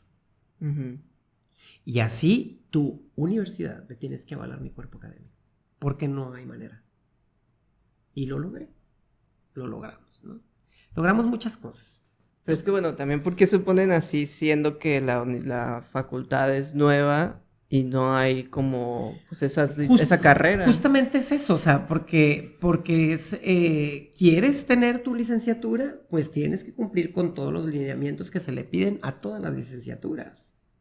Y tienes que hacer tu dependencia autosustentable. ¿Cómo? Sí, pues ¿cómo si no hay? Exacto. Si va a empezar apenas. Exacto. Entonces, ¿cómo? Yo recuerdo, yo elaboré el PIFI, que es el programa institucional de fideicomiso o algo así para instituciones educativas. Hice un documento de este grueso, ¿no? Donde mencionaba eso, o sea, que los maestros necesitábamos actualizarnos, que necesitábamos estudiar maestrías en el extranjero, porque aquí no había, o sea, ¿no?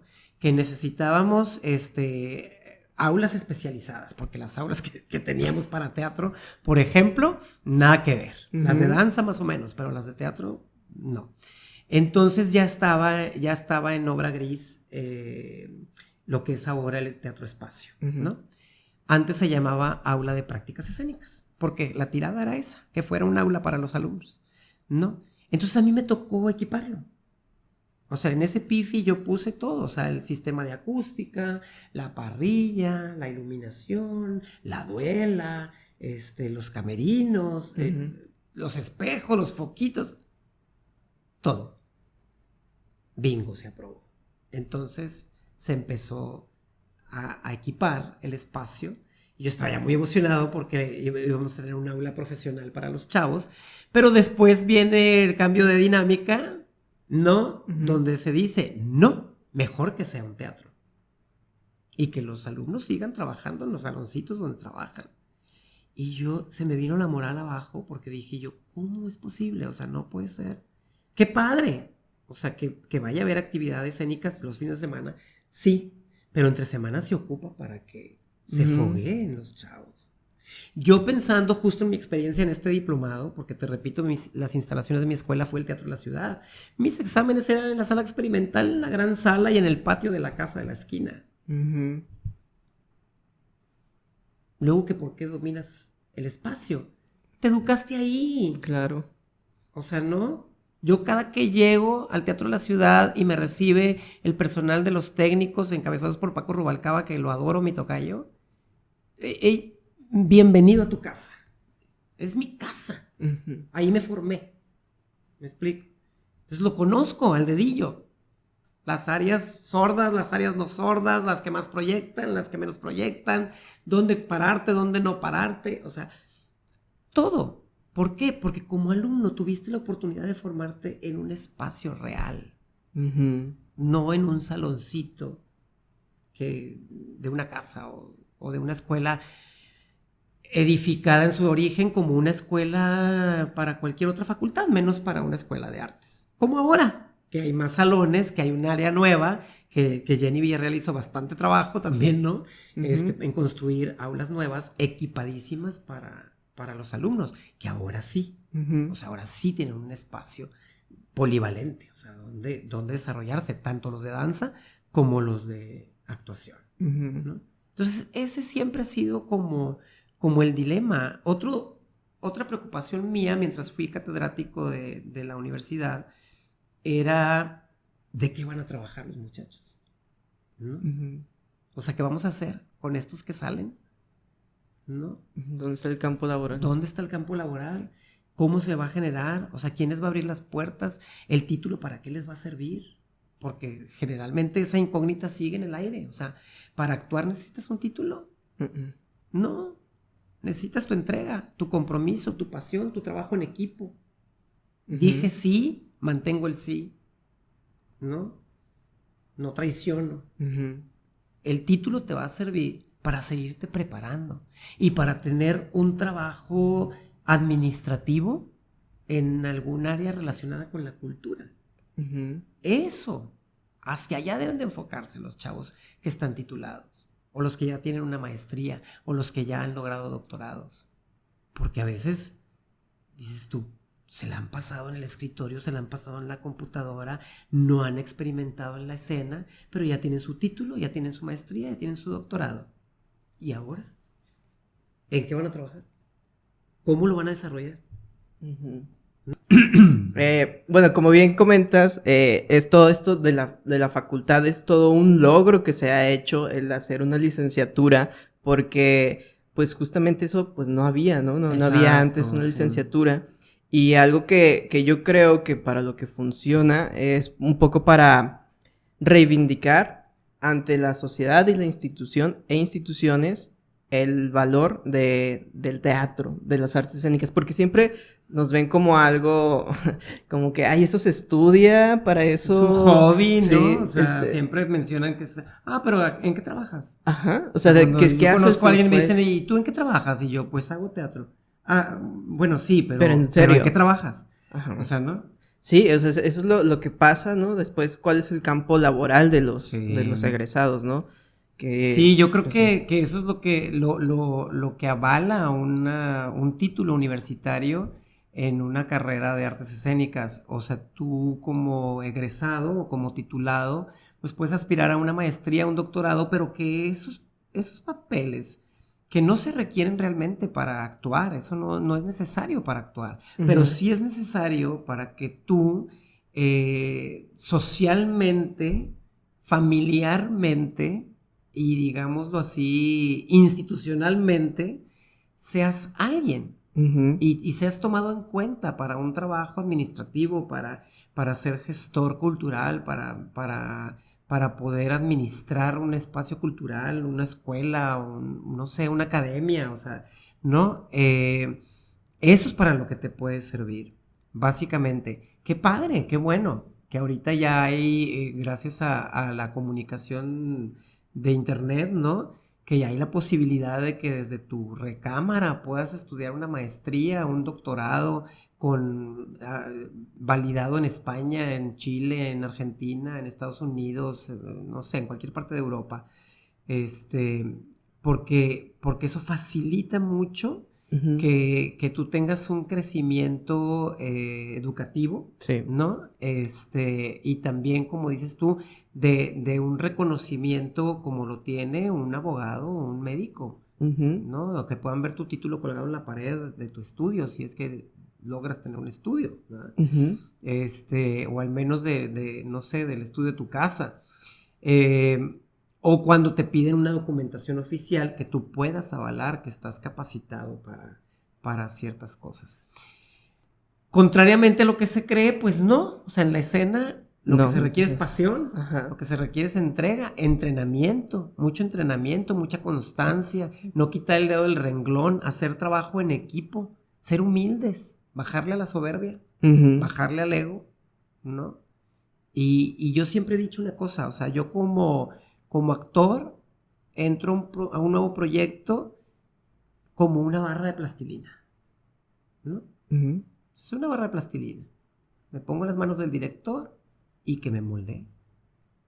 claro, puedo partir de advertir en el aire o de esta conversación que tenemos que tener para conocer qué hay en la cabecita del director, porque a veces hay directores que quieren que les adivinemos el pensamiento, ¿no?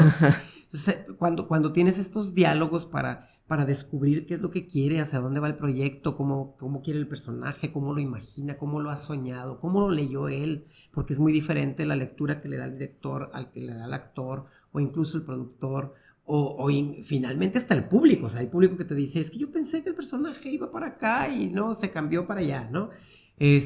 Para poder tener nosotros un intercambio, una conciencia y hacer ese match, ese trabajo en equipo, y que pueda leerse el mismo lenguaje, ¿no? Uh-huh. Pero es eso, o sea, es tener una conciencia de, a ver, lo que ya hice, el éxito que ya tuve o no, ya quedó atrás. O sea, el arte escénico es eso, es borrón y cuenta nueva. Así sea la misma obra, uh-huh, así sea el mismo equipo, así sea el mismo director. La función que di el viernes no es la misma función que voy a dar el sábado, uh-huh, ni la misma función que voy a dar el domingo, ni es el mismo público que va a estar sentado. Entonces, tenemos que, como está súper machacadito, ¿verdad? Uh-huh. Vivir el aquí y ahora. O sea, para mí eso es básico. Vivir el aquí y ahora. Empaparme de las personas. Hoy hemos pasado una tarde maravillosa, uh-huh, porque ustedes dos los quiero, los admiro. Gracias. Admiro su trabajo, admiro el trabajo de la Esfera Dorada, y me encanta toda esta memoria histórica que están creando, que están haciéndonos ese favor, porque el artista escénico es efímero. Uh-huh. El arte escénico es efímero. Yo ya lo que hice, el que lo vio y que se acuerda, qué bueno. El que no lo vio, pues qué lástima. No, uh-huh, le tocó. Y ya no lo puedo repetir, ya no lo puedo hacer. Ya no están dadas las condiciones, uh-huh, ¿no? Entonces, esta conciencia de vivir el momento es lo que tenemos que tener claro antes de pensar en cualquier título universitario, en cualquier grado de maestría o de doctorado. Porque eso a veces, lo que me ha tocado ver en algunas personas, no en todas, es elevar el grado de soberbia. Uh-huh. Y es elevar un ego y un distanciamiento entre las personas que no lo tienen y la que sí lo tiene. Y entre las personas que apenas están iniciando para tenerlo. Entonces, ojo. El teatro se trabaja con emociones, y con emociones es que nosotros damos el mensaje a seres humanos, no animales. Pueden intervenir animales en una escena y cuidado, porque te la roban, ¿sí? Son más encantadores. Uh-huh. Pero el teatro se hace con y para los seres humanos. Entonces, si no me voy a portar como un ser humano de integridad, en mi vida particular, ¿cómo pretendo subirme a un escenario, tenerle respeto a ese espacio y contar una historia que nadie ha visto, o que han visto por primera vez, o que la han visto en otro lado, pero es la primera vez que la ven con nosotros? Entonces, realmente, las personas que no tienen integridad no deberían estar haciendo teatro. Las personas que tienen mierda en el interior, uh-huh, pues que se vayan con su mierdita a otro lado. Y digo mierda porque paradójicamente, para desearnos éxito en una función, en el teatro, siempre decimos mucha mierda, uh-huh, ¿no? Y no se refiere a esa mierda, ¿verdad?, la que acabo de referir, sino a la de los caballos, uh-huh, en las entradas de los espacios escénicos de antaño, ¿no? Sobre todo del medioevo, o de la época isabelina, pero realmente pienso eso. En el camino nos hemos topado con de todo tipo de gente.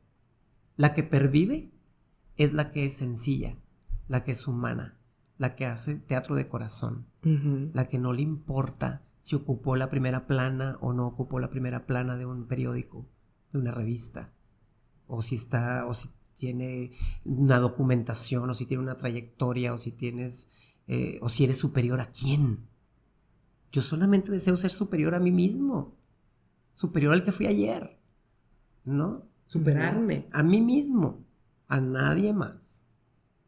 Sí, pero si yo llego al camerino, porque desde ahí empieza el tema, o sea, para dar una buena función, si uno llega al camerino con camaradería, con entusiasmo, ok, trae tus cuitas del día, lo que te pasó en el día, porque pues no vas a dejar de vivir antes de hacer una función, ¿verdad? O sea, te pasan cosas. Si yo llego con esa carga, ok, la puedo medio compartir, pero llega un momento, y no es en las llamadas porque sería demasiado tarde que sucediera ahí, es el momento en que empiezas a cambiarte, en que empiezas a maquillarte, en que empiezas a incluso decir, oye, en la escena fulana, si hacemos esto en vez de aquello, porque en la función anterior falló un poquito, o estamos cambiando el texto, vamos a repasarlo. Es ahí donde empieza la comunión escénica, ¿no? Y tiene que haber comunión escénica, porque realmente el teatro es un templo, y la misa es la obra de teatro, y el cuerpo de Cristo en ese templo es la comunión escénica, y es lo que el actor le ofrece al compañero, porque alguna vez me dijo un maestro, la actuación no es un yo, es un tú. ¿Qué necesitas tú, Dani, que yo te dé para que la escena suceda? ¿No? Una mirada, un gesto, el pie adecuado, porque luego nos cambian los pies, ¿no? Del texto, sentirte con confianza, porque a veces también de pronto el rollo de las trayectorias, ¿no? Pesa, y puede ser que el actor joven se sienta intimidado por el actor con más trayectoria, y que se sientan en confianza para poder que los dos den lo mejor de sí, del uno para el otro. Y si le doy al otro que tengo aquí al lado, se lo vamos a dar al público, y entonces sucede la comunión, y entonces el público se va con ese sabor de boca, ¿no? Y con ese recuerdo, y la función que solo vio una noche puede vivir en su recuerdo toda la vida, ¿no? Y ahí es donde lo efímero se vuelve entonces parte de la vida de la persona que fue testigo de ese evento. ¿Por qué? Porque es eso. El teatro es una síntesis de la vida, es un reflejo de la vida. El público se ve reflejado, se ve suscitado, se ve expuesto en el escenario. Por eso hay muchas ocasiones, no sé si, me imagino que te ha pasado, de pronto estás haciendo una escena tal vez dramática o de un tema fuerte y escuchas el llanto de alguien en el público porque se sintió tocado, se sintió identificado, ¿no? Ahora en Te Juro, Juana, que tengo ganas, una señora me abuchó, ¿no? Cuando dije el intelecto de una mujer no es igual al del hombre en el mejor de los casos, ¿no? ¡Bú! Pero se oyó el bú cañón.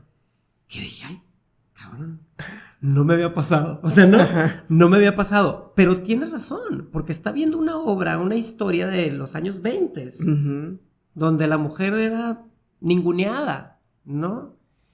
Y ahora que estamos en el 2022, es diferentísimo. O sea, la mujer, bueno, en algunos temas nos ha superado, ¿no? Si no es que en todos. Pero realmente, hablando también del movimiento feminista y todo este rollo, con justa razón, ¿no? Yo la escuché y dije, esta señora trae su pañoleta verde, ¿no? O sea, la trae tatuada, no la trae puesta, la trae tatuada. Y se le respeta. Y no por eso yo me voy a enojar, ni me voy a encabronar, ni voy a quedarme en blanco porque escuché un abucheo en la función. Porque entonces se cumplió la regla. Mi personaje hizo lo adecuado. Le caló en el alma a la señora que se tratara así a una mujer, ¿no? O sea, eso es para lo que sirve el teatro, ¿no? Sí, totalmente de acuerdo. Y digo, ahorita hemos tenido una plática de verdad muy enriquecedora. Y creo que todo lo que nos has contado, tanto de tu experiencia y lo que pues ya hemos hablado sobre ahorita sobre el teatro, espero que quien nos vea o nos escuche, pues tenga justamente este valor, ¿no? De lo que hoy hemos nosotros también aprendido. Y bueno, no quisiera terminar sin solamente hacer un par de preguntas antes de cerrar, tocando un poco el tema del público. Es del tiempo que tú llevas ya trabajando en el teatro, en relación al público, ¿has visto que ha bajado la afluencia de público o si se ha mantenido igual o si ha subido? ¿Y a qué crees que se deba? Ay, bueno, has tocado la pregunta de los 64,000, ¿no? Mira, definitivamente la afluencia de público ha bajado y ha bajado considerablemente. Yo siempre he dicho que justamente desde la aparición del internet y esta distracción que tenemos ahora de redes sociales y de plataformas digitales para ver, no sé, la película que a veces esperabas años a que la trajeran al cine y de pronto la ves en estreno en la comodidad de tu casa. No hay manera. Yo no veo la manera de suscitar a la gente a que se anime a ponerse ropita, salir de la casa y que viva la experiencia del teatro. Pero sí les aseguro que el día que ustedes tomen esa decisión, que digan, ok, apago momentáneamente el celular, apago momentáneamente las plataformas digitales para vivir la experiencia de la actuación en vivo, yo estoy seguro que su vida va a cambiar. Yo estoy seguro que la percepción que a lo mejor tenían del teatro, porque a lo mejor la primera vez que fueron no fue afortunada, ¿no? O sea, hay producciones afortunadas y muy desafortunadas, o medianamente afortunadas. Y si ese fue el caso, es lo que yo lamento. O sea, que a la persona que por primera vez va al teatro le toque la mala experiencia de ver una producción desafortunada, de ver actuaciones desafortunadas, direcciones desafortunadas, que a lo mejor yo nunca quito el esfuerzo de medio. El esfuerzo se hace, el esfuerzo está, se ensayó, se rentó el teatro, se consiguió el espacio y se vendieron boletos, el esfuerzo se hizo, pero hay que estar conscientes de no solo dirigir lo que yo quiero, de no solo hacer las producciones que traigo en mi cabecita y que yo entiendo, sino preocuparnos más por captar al público, por hacer esto interesante para ellos, por decirles, ven, te invito a que te veas reflejado, ven a reflexionar este tema, ven a divertirte, porque también se vale. O sea, de pronto decimos, es que el teatro serio debe de ser todo, o sea, no pura tragedia y puro señalar o puro condenar al gobierno y a las personas y a la religión y cosas. Hay de todo. Pero si encontramos un punto medio donde la gente pueda divertirse, reflexionar, pueda pasar un buen rato, se pueda olvidar un rato de los gadgets y se pueda olvidar un rato de las plataformas, está bien difícil. ¿Por qué digo bien difícil? Porque vemos producciones maravillosas en la comodidad de nuestras pantallas, del móvil o de la pantalla gigante, ¿no? Si tienes proyector ya valió, o sea, te quedas en tu casa, en calzones, en pijama, en chanclas, sin bañar, tragando palomitas, ¿no? Hay teatros que no permiten comer, hay teatros que sí, hay teatros que no permiten una bebida, hay teatros que sí. Entonces, bueno, debe de haber público para todo, ¿no? Entonces yo hago un llamado realmente a toda la población, no solo de Monterrey, sino del mundo, porque yo sé que esto va a llegar a varias partes del mundo. Que se den ese permiso, que apaguen sus pantallas, que vayan al teatro, que se entreguen un momento a vivir la experiencia, y si ya lo han hecho, que inviten a la gente que no lo ha hecho, que lleven a su familia que no ha ido, que a los niños los acerquen al teatro. Es muy importante el público infantil. A mí me preguntaba el maestro Luis Martín justamente, oye, Paco, ¿por qué para contar los cuentos, pues no te pones contando cuentos con el tío Paco?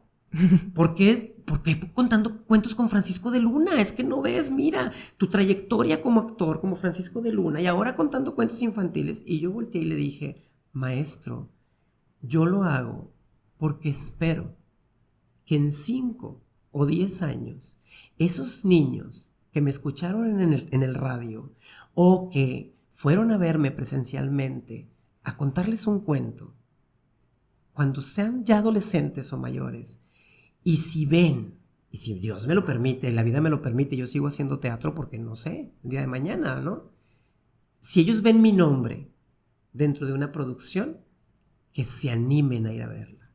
Esa es mi idea. O sea, es una forma de crear público. Entonces, como artistas, también estamos comprometidos a formar público. Hemos perdido la pista, solo nos quejamos. Solo decimos, no viene la gente no quiere ni pagar. La gente paga 8,000 pesos para la Arena Monterrey, pero no quiere pagar 300 pesos para venirnos a ver.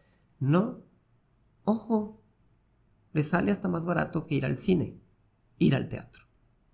¿Sí? Entonces, esa es mi invitación. Vayan a ver todo tipo de teatro. El amateur, el universitario, el semiprofesional, el profesional, el internacional, el nacional, el que sea. Pero al menos, si no se han dado la oportunidad de ver actuar en vivo alguna vez en su vida, háganlo. Vayan al teatro. Vayan. Y yo les aseguro que si van una vez, van a querer regresar. Si no a ver la misma obra, a buscar otras. O a lo mejor a buscar al mismo director. O a lo mejor a buscar al actor que más les gustó. ¿Sí? O los géneros que más les gusten. Pero vayan. En la ciudad hay infinidad de oferta de teatro. Habemos mucha gente que hacemos teatro ya. Y todos necesitamos trabajar. Todos.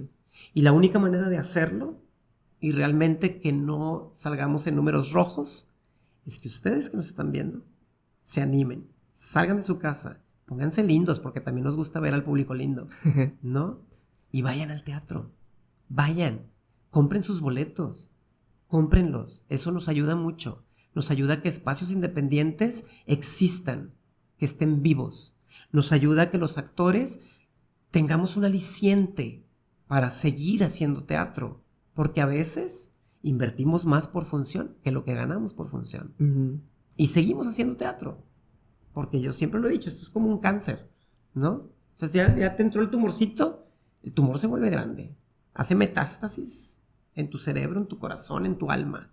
No te suelta, no te deja. Pero está en sus manos que nosotros sigamos haciendo teatro de calidad. Si van a las salas y ocupan las butacas. Y se llevan a la familia, se llevan a los amigos y nos acompañan, ¿no?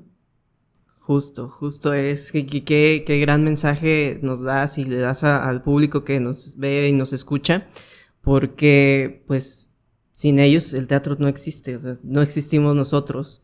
Si no hay ensayo, o sea, sin público no se da el teatro, se vuelve un ensayo, o en el peor de los casos se suspende y te regresas a tu casa triste porque no pudiste dar la función, porque no llegó una persona.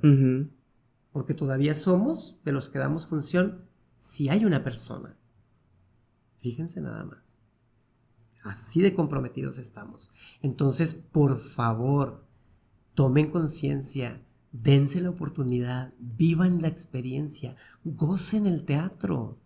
Ha habido muchas personas que incluso ya adultas ven una obra de teatro por primera vez y dicen, yo quiero hacer eso, no sabía que existía. No sabía que existía el teatro. ¿Cómo? El teatro existe desde que el hombre es hombre en la tierra. Desde los cavernícolas, no voy a decir los griegos. Desde los cavernícolas existe el teatro, ¿no? Y lo vemos en las pinturas rupestres, ¿no? Entonces, por Dios, hay que lograr que si la pandemia no pudo terminar con el teatro, que era el miedo de muchos, ¿no? ¿Y ahora qué vamos a hacer? Si no podemos salir de casa, ¿no? Si la pandemia no pudo con el teatro, que la falta de público no lo mate. Sí. Entonces los ocupamos. Para hacer teatro se requiere el público. Vayan, ¿no? Sí, justamente eso. Y bueno, pues muchas gracias por acompañarnos en este podcast. La verdad ha sido pues muy enriquecedor conocer un poco más de ti, un poco más de tu trabajo y también todo esto que nos has mencionado, ¿no? Todas estas reflexiones que nos llevamos a casa, o sea, que seguimos también, porque es un constante pensar y pensar.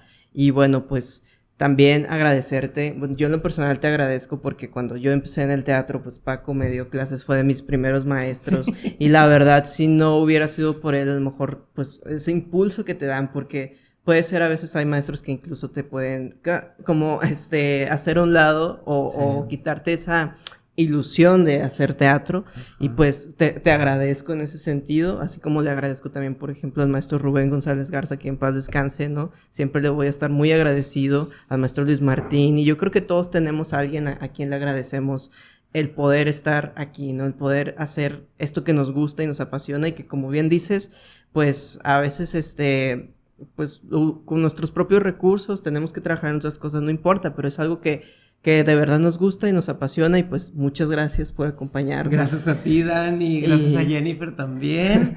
Muchas gracias. Yo, imagínate, si tú me agradeces, yo estoy orgulloso, porque para mí siempre ver que un exalumno se está desarrollando en lo que yo vi que le apasionaba y lo continúa haciendo, el tiempo invertido en clases se ha multiplicado. Entonces, para mí realmente siempre es un orgullo, un gusto ver que mis exalumnos se desarrollan profesionalmente. Y tú lo haces de manera maravillosa. Gracias, maravilloso, gracias. Sí, aparte lindo, humilde. No digo humilde económicamente porque eso todos los artistas escénicos lo somos, pero humilde en tu esencia, en tu espíritu, pero grande en tu desarrollo profesional. Eso es bien importante. Muchas gracias. Gracias a ti. Y bueno, muchas gracias por estar en este podcast, acompañarnos. Les recuerdo que nos sigan en todas nuestras redes sociales como La Esfera Dorada, y también que este podcast lo pueden así tanto ver en YouTube y como escuchar en diferentes plataformas como Spotify, Apple Podcasts, Google Podcasts y Amazon Music. Yo soy Daniel Gutiérrez. Gracias, Paco. De nada. Y nos vemos y nos escuchamos en otro podcast.